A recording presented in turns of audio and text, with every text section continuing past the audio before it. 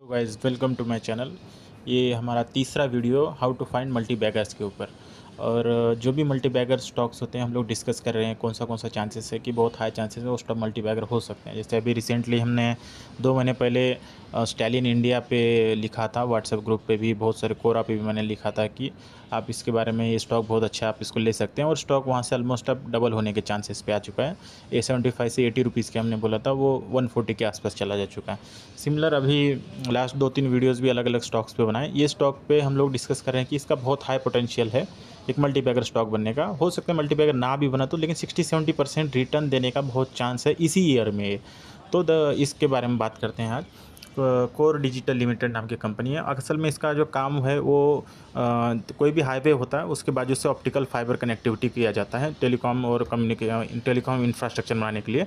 उसका रीज़न, जैसे आप देखोगे हाईवेज़ के आप नज़दीक से जाओगे तो बहुत बार क्या होता है, आप देखते हो कि वहाँ पर पाइपलाइन डाली जाती है बड़े बड़े इसकी वायर्स की, जो ऑप्टिकल फाइबर्स होते हैं। और वो इसलिए डाली जाती है कि आपको उस हाईवे के पास में से गुजारेंगे तो आपको वहाँ से मटेरियल सप्लाई करना ईजी होता है। जैसे मान के चलिए आप हाईवे के बाजू में ही अगर कोई केबल ख़राब होता है तो आप तुरंत रीच करके रिपेयर कर सकते हैं। कहीं बीच में, अगर जंगल के बीच में से अगर वायर डालेंगे, वहाँ जाके कौन रिपेयर करेगा अगर ख़राब भी होता है तो एक ये है, स्टैंडर्ड है कि वो हाईवेज़ के बाजू से वो ऑप्टिकल फाइबर्स हो गया, या फिर जो टेलीकॉम के केबल्स होते हैं, आप देखोगे कि बड़े बड़े टावर्स वगैरह होते हैं, इनके भी केबल्स वगैरह उसके डाले जाते हैं। तो कंपनी यही काम करती है, मेजॉरिटी इनका रेवेन्यू वहीं से आता है। अभी भी कंपनी का थोड़ा सा शुरू हो गया है कि इन्होंने सोलार में भी एंट्री की है और डिफेंस में भी, और इनका बोलना है कि हम आगे चल के बहुत ज़्यादा रेवेन्यू क्रिएट करेंगे। बहुत एम्बिशियस प्लान्स है। लेकिन अभी के हिसाब से, अभी जो रेवेन्यू और अभी का सिचुएशन, उसके हिसाब से हम लोग डिस्कस करेंगे कि कंपनी का क्या पर्सपेक्टिव और क्या फ्यूचरिस्टिक है कंपनी में, जिससे हम लोग इसको खरीदना चाहिए। तो कंपनी का आप देखोगे मार्केट कैप है 374 करोड़, मतलब एक माइक्रो कैप कंपनी है। इसका मतलब बहुत कम वैल्यूएशन होता है, 500 करोड़ से नीचे, उसको माइक्रो कैप बोलते हैं।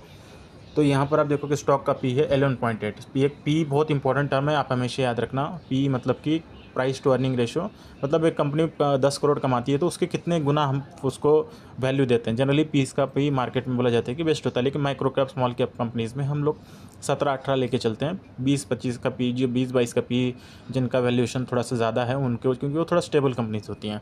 और अलग अलग इंडस्ट्री वाइज भी अलग अलग पी होता है। कोर डिजिटल ये कंपनी टेलीकॉम में है, तो जनरली टेलीकॉम कंपनीज़ का पी 20-22 पकड़ा जाता है। तो मान के चलिए इसका पी बहुत कम है, 12, मतलब बहुत बहुत ही कम है, अंडर वैल्यूएशन है बहुत, मान के चलिए। तो उसके बाद में आते हैं हम लोग, इसका करंट प्राइस है 311 इस स्टॉक्स का। और मेरा सोचना है कि इस प्राइस पे ख़रीदना बेस्ट है अभी। और ऐसा नहीं कि आपके पास 5 लाख हैं तो पूरे 5 लाख इसी में डाल के बढ़ गए। तो आप अगर इस स्टॉक में अगर मान के चलो आप 1 लाख डालना चाहते हैं तो आप पहले 30,000 डालिए, फिर 40 डालिए, फिर 30 रिमेनिंग डालिए। एक एवरेज करने का पोजीशन हमेशा रखिए। तो आगे आते हैं, स्टॉक्स का चार्ट आप देखेंगे तो 57 रुपीज़ पर कंपनी लिस्ट हुई थी। अभी स्टॉक चल रहा है 300, मतलब ऑलरेडी 5-6 गुना हो चुकी है। बीच में स्टॉक 900 तक गया था। तो स्टॉक्स का मूवमेंट बहुत फास्ट था, बिकॉज इसका प्रॉफिट बहुत तेज़ी से ग्रो हो रहा था। तो एक मोटा मोटी आते हैं कि भाई ये कंपनी का आप देखोगे, इंडस टावर, ये सब कंपनीज जो हैं टेलीकॉम में हैं, और इनका पी आप देखोगे ना, सबका पी एक्सेप्ट ये विंध्या टेलीलिंक और इंडस टावर का सही है, सबका बहुत ज़्यादा है, 50-55 ये उस सब के आसपास का। वो सब अलग चीज़ है। ये अभी हम लोग देखते हैं कि इसका ग्रोथ क्या था पिछले इसका क्वार्टरली का। आप देखोगे यहाँ पर जो इसका जो ग्रोथ है जून में जो आया है, 157 करोड़ कंपनी ने अभी सेल्स जनरेट किए। उसमें से 13% का मार्जिन है, 20 करोड़ का इनका ईबिटा है। ईबिटा मतलब कि कितना आपके पास बचता है।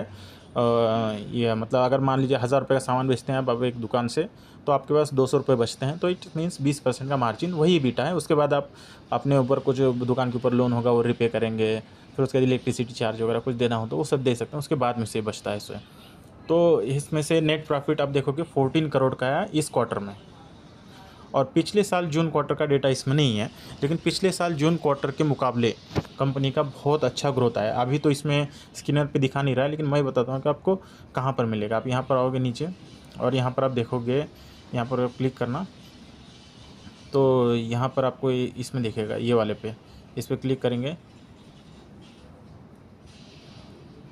इस क्वार्टर वाले रिज़ल्ट में आपको दिखेगा कि कंपनी का कैसे आया है, लास्ट ईयर से कितना ग्रोथ हुआ। लास्ट ईयर कंपनी का जो रेवेन्यू था, लास्ट ईयर कंपनी का रेवेन्यू था 50 करोड़ का। ये जो आप दिख रहे हो 1/4/2024, मतलब ये लेके 30/6/2024 इस 3 महीने का 50 करोड़ का रेवेन्यू था। तो वो ग्रो होके आया है 157 करोड़, मतलब 156.99, मतलब कि 157 करोड़ तक का रेवेन्यू आया है। तो ये कितना है आप देखोगे, 3 टाइम्स है। आप देखो ये 100, ये आप देखो ये एक 50 करोड़ है लास्ट ईयर का, इस ईयर का आया 156 करोड़। और लास्ट ईयर का प्रॉफिट आप देखोगे, ये जो प्रॉफिट वाली लाइन होती है यहाँ पर आप जाओगे, प्रॉफिट बिफोर टैक्स, उसके बाद एक आता है profit for the period ended. ये वाली लाइन में आप देखोगे तो लास्ट ईयर 5,29,00,000 का था। इस ईयर जो प्रॉफिट आया है 13,76,00,000, मतलब मान के चलिए 14 करोड़ का तो प्रॉफिट आया। प्रॉफिट भी 3 गुना हो चुका है। ये बहुत इंपॉर्टेंट चीज़ है, लोग अभी आपको दिखेगा नहीं टर्म्स में, लेकिन अभी आप देखोगे कि किसी कंपनी का प्रॉफिट 3-3, 4-4 गुना हो रहा है, मतलब कि बहुत पोटेंशियल है कंपनी में, रेवेन्यू अच्छा हो रहा है। ये सब चीज़ें देखने जैसी होती हैं, जो बहुत इंपॉर्टेंट होती है आपको किसी भी स्टॉक में एनालाइज करते वक्त। 14 करोड़ का गया, तो इस ईयर एक्सपेक्टेड कितना है मान के चलो। इस ईयर मेरा एक्सपेक्टेशन है कि कंपनी जो कम से अभी 14 करोड़ बना चुकी है, और अभी बरसात के दिनों में वो कंस्ट्रक्शन एक्टिविटीज़ जो होती हैं, वो जो इंफ्रास्ट्रक्चर एक्टिविटीज़ होती हैं वो कम होती हैं। बाद में जब ठंडे का टाइम आ जाएगा वो बढ़ेगा। ये सीमेंट सेक्टर टाइप नहीं होता है। ये कंपनीज़ को इन टेलीकॉम कंपनीज़ हैं, इनका वर्क समर में हो गया, ठंडे के दिनों में हो गया, इनका बढ़ता है, और मानसून टाइम में कम होता है, बिकॉज उस टाइम पे बारिश होती है। आप नए खोद के नए वायरस नहीं डाल सकते, बिकॉज खोद के डालने जाओगे तो आपको तो पानी भर जाएगा उसमें, ये सब इश्यूज़ होता है। लेकिन फिर भी ऐसे जून के टाइम में भी तो उन्होंने 157 करोड़ बनाया, वो तो बहुत बड़ी इंपॉर्टेंट चीज़ है। तो मेरा अनुमान है कि इस कंपनी का कम से कम 65 से 70 करोड़ का प्रॉफिट आने का चांस है, क्योंकि 14 करोड़ तो अभी हो चुका है, 3 क्वार्टर और बचे हैं। अगले 3 क्वार्टर ज़्यादा स्ट्रॉन्ग आते हैं हमेशा। अगले 3 क्वार्टर अगर ज़्यादा स्ट्रॉन्ग आते हैं तो उस हिसाब से अगर अगले 3 क्वार्टर में भी कंपनी 16 करोड़ भी बनाती है, 16, किसी में 15 बनाएगी, किसी में 16, किसी में 17, या फिर किसी में 18-20 बनाएगी, तो मान के चलो एक ऑन एवरेज 65 करोड़ का प्रॉफिट आने का एक उम्मीद है।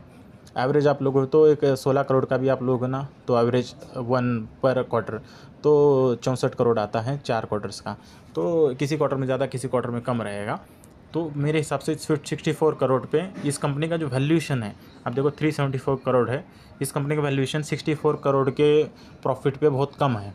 64 करोड़ यानी कि मतलब इसका जो पी आप देखोगे ना, 20 के पी पे अगर लोगे इसको 64 करोड़, तो इसका वैल्यूएशन होना चाहिए 1200 से 1300 करोड़ का इस कंपनी का, लेकिन करंट है इसका 374 करोड़। और मैं जो बोल रहा हूँ वो 1200 से 1300 करोड़, मतलब कि यहाँ से 3-4 गुना का जंप बाकी है अभी भी इस कंपनी में। तो ये एक रीज़न है कि मैं इस कंपनी को लेने के लिए उत्साहित हूँ, कि इसको लेके बहुत लॉन्ग टर्म रखूँ, 1 आध साल के लिए, 1.5 साल के लिए। लेकिन इस कंपनी में थोड़ा सा रिस्क भी आता है।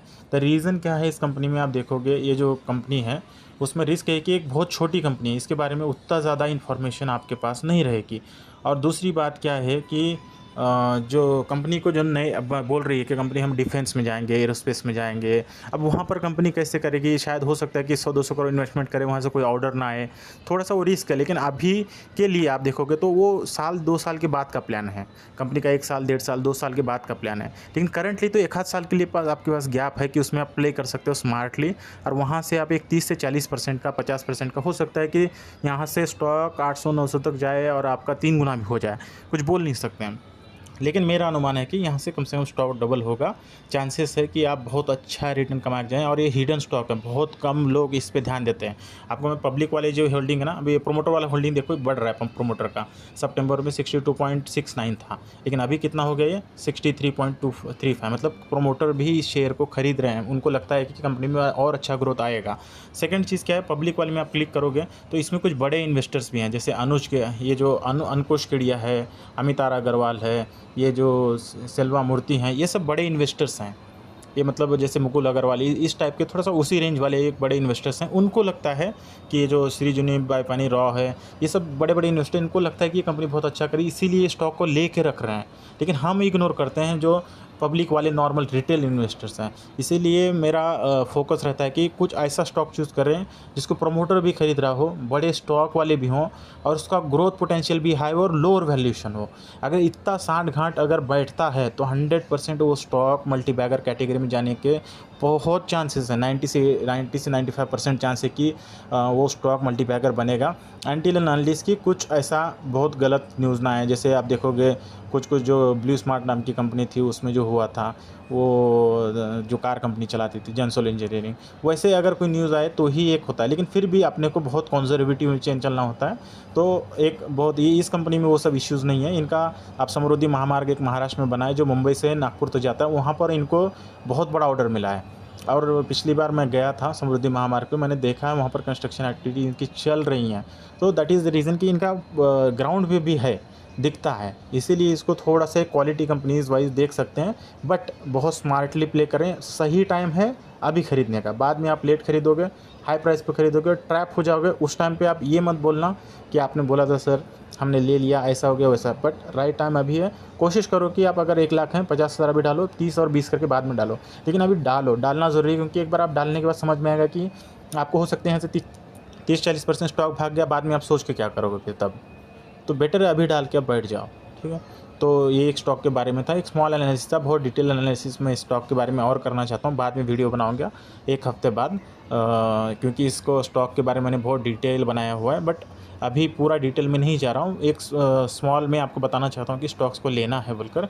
और एक ये कोई रिकमेंडेशन नहीं है, आप अपना भी एनालिसिस कर सकते हैं। आप कहाँ से करना है तो देखिए, आप यहाँ से कॉल नोट्स हैं जून वाले 2025 ने क्या बोला था कंपनी ने, उसके बारे में आप पढ़ सकते हैं। फिर अपना भी एक एनालिसिस कर सकते हैं, कंपनी क्या करती है, नए ऑर्डर्स क्या मिले हैं, इसके बारे में भी जान सकते हैं आप। तो काइंडली सब्सक्राइब माय चैनल। आपका सब्सक्रिप्शन बहुत इंपॉर्टेंट है, आप सब्सक्राइब करोगे तो लोगों तक ज़्यादा तक पहुँचेगा। ये हिडन स्टॉक लोगों को मालूम हो गया, हो सकता है उनको अच्छा सा प्रॉफिट भी हो। और कोशिश करें कि कमेंट करें, लाइक करें। Thank you.